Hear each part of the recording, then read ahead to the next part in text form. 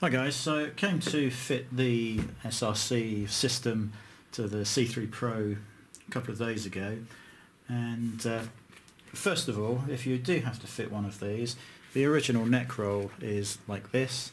There are two locating pegs. See if I can get that just, don't know whether you can see that or not. See if I can get it against my hand. Yeah, I think you can see that. There's a locating peg here and a locating peg at the other end. Well, there isn't on this one because I broke it, and I'll tell you why in a second. And then there is a hard plastic edging to this that is clicked into a channel that's in this black part of the helmet all the way around. So it's in like that. Now it seemed to me that you should probably try and pull it down, get the little piece of plastic out of this end piece. There's a hole in this piece and a hole in the other one, and that locating peg just goes into it. But whilst trying to pull this out, I snapped that off. I actually assumed that they were metal and that they would be in a plastic tubing all the way around, but it turns out they're just plastic. And that, of course, is the completely wrong way to remove this neck roll. All you do is grab it here and pull this piece out of the channel here, and then you can lift the whole lot out of the channel and just slip it off like that. It really couldn't be any easier. It's not the end of the world if you break this. I mean, one, it's probably not going back in the helmet ever, and two, if it does have to, then this is securely clipped in place all the way around the helmet. There's also little press studs at each end that go into the front as well, so it probably isn't a disaster. But when I came to fit the new system, I mean, it's really tricky anyway, but I spent 20-30 minutes struggling, trying to click it in and get it round, and then it would be too far up this end. And eventually Debbie wandered over and wondered what all the swearing was about, and she said, is that the right size? And I said, well, of course it is. They ordered it in especially. When I looked at it, the original neck roll is 56 to 59, and this, it also has a label tucked away on it, and the one that I'd been given was 60 to 65 for the extra large to triple X large helmet. So I was trying to fit something that was physically too big to go in. Of course, should have spotted that in the first place, but Debbie to the rescue. So went over there yesterday, explained the problem. They said no problem, let's ring around the stores, see if we can get the right size, and none of the stores appeared to have the correct size, which turned out to be a stroke of luck, because when the new one came in today, and I think this was ordered direct from their supplier, turns out that it is a later version. We've got a much, well, I didn't see the original outer, but it's full details of what this gives you, and there are clearly some differences in what I had in the instructions for the older model. I think I said 700 meter range, but actually this now goes up to 1100 yards, so it's around a kilometre intercom range. In fact, I'll read through this in a minute. Also, the box is completely different, much nicer sort of carbon fibre look box. Contents are all pretty much the same, although the inner box on the original was damaged. It had obviously been knocked around whichever shop it came from for some time. That's probably their demo model.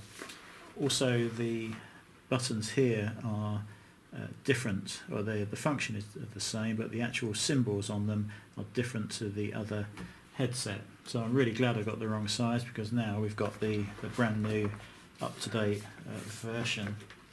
As far as fitting it goes, it is a nightmare. The way I did it was to slot the peg in one side, and that's quite a tough thing on its own, and then with fingers and some pressure try and click the plastic, because it's pretty much the same on this, although it does seem to extend further around, clicking it into the groove, and eventually working all the way around over 5-10 minutes until you get to that end here. and then I've had to try and force it round a little bit, try and prise that plastic up a little bit, and eventually I managed to get the plastic peg located. Then made all the connections to the wires. Speakers went in first, obviously, on the little velcros that I showed you the other day, so nothing different there. But the speakers on this one, as I said, were on a 3.5 mil socket. On the other ones, the speakers came straight out of the neck roll and off to the side after you'd fixed them, so that's obviously been changed. The little press studs are the same, that clicks in here and the other side. Boom here. I've also fitted the microphone from the Drift Ghost S camera into the noise guard here, and that works perfectly, as you saw if you'd watched the other video I did from the first ride out yesterday. That worked very well. In fact, I was not shouting, I'd raised my voice assuming that the microphone would probably be rubbish, but I think I could have just got away with talking normally. So yeah, I was very pleased with that. So yeah, the microphone here is probably going to be a bit of a faff to get it just right and for this to shut over it, but we'll work it out, I'm sure. That is now on charge. I think it says about 4 hours for the charge. Obviously the instruction booklets have been updated with the new symbols. They were not like this on the other set. So you've got a quick start guide as before, and then a multi-language manual here. But I'm just going to read you the information that exactly what this is capable of doing. So you've got a range up to 1100 yards, which is about 1 kilometre. 4-way intercom in full duplex mode. You can have 1+8 incoming toggling, so that you can connect to 8 additional riders. Voice recognition for hands-free operation. Click to link, which I mentioned before. This is for spontaneous conversation with other riders nearby, and to that end I have actually stuck the smallest of the two stickers on the side of the helmet, where somebody might pull up alongside you and see that possibly. Who knows. I don't like stickers on helmets normally, but I thought if you've gone to the expense of buying this system, you might as well advertise the fact and use it. Cardo community platform for social features, device customization and software updates. Music sharing, the rider and passenger can listen to the same stereo music. Obviously the other helmet needs the system. You can make, receive and reject calls by voice command or at the push of a button. Dual hands-free profile to connect to mobile phones simultaneously. I assume that means to connect to 2 mobile phones simultaneously, although it's not the way it's been written. A2DP/AVRCP profile for wireless stereo from smartphones. Conference modes between outside caller and rider and passenger. A customizable hot dial number. Intercom to mobile. The calls switch automatically to mobile when out of range, so that's quite handy if you're chatting away to somebody, they get out of range, or you have to stop for some reason, they've gone off into the distance and don't realise. This will switch to their mobile number and contact them that way. So I thought that was they're pretty clever. It says automatic, so I'm hoping that's quite a seamless feature. Receive in-the-ear navigation instructions from Bluetooth-enabled GPS, and the GPS audio overrides the music, radio and intercom calls. Built-in FM radio with RDS that I mentioned before. Actually 6 presets. I believe I said it was 6 or 7, but it's actually 6 presets. Radio on time is 8 to 10 hours. The automatic radio muting for incoming calls, and this will connect wirelessly to any A2DP, AVRCP enabled MP3 player, etc. for stereo music. Apparently multilingual status announcements. Self-adjusting speaker according to speed and ambient noise. customizable AGC, which is auto gain control, and what have we got? Voice control for receiving, rejecting incoming mobile or intercom calls, customizable Vox,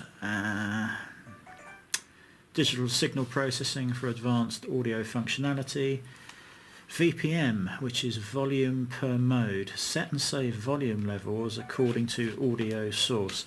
Well, yeah, that's probably quite handy if you're selecting your phone and that has a slightly higher volume than something else that you're using.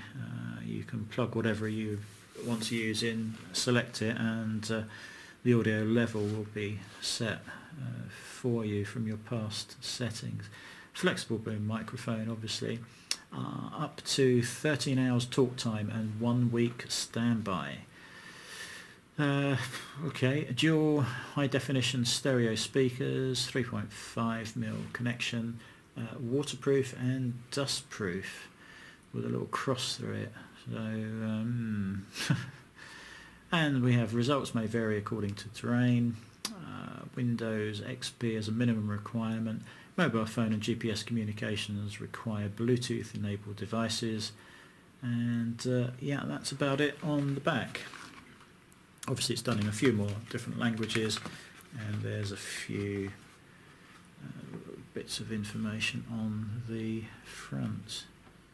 So yeah, so apparently there is also maybe I was thinking there was an app for this, but there isn't. There is for updating the firmware, which I already went through on the Schuberth site. It does mention about going off to the Cardo website, but that didn't do anything for me. It certainly didn't connect.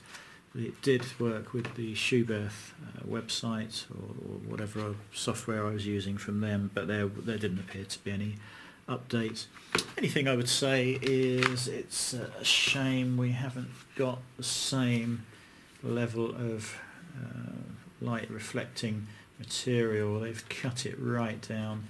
I can see why, because you've got the controls here, but I just wonder if they could have done that slightly differently to just increase that a little bit. But you know, minor point. Shame we broke the original. It's not going to be required though. Just going to have that on charge, and then we'll get it plugged into the laptop, see if it does recognise any update for it, and set the presets for the FM radio, which I'm sure I won't ever use, and then we'll try it out for size. Hoping to get out for a second ride this evening. It's pretty hot here at the moment, and I think we're getting near you know, people going home time, so we'll probably avoid that today and get out in the this evening when it cools down a little bit. So yeah, SRC system for the C3 Pro, excellent features. Hopefully it'll be as good on the road, but we'll let you know, and I'll catch you later.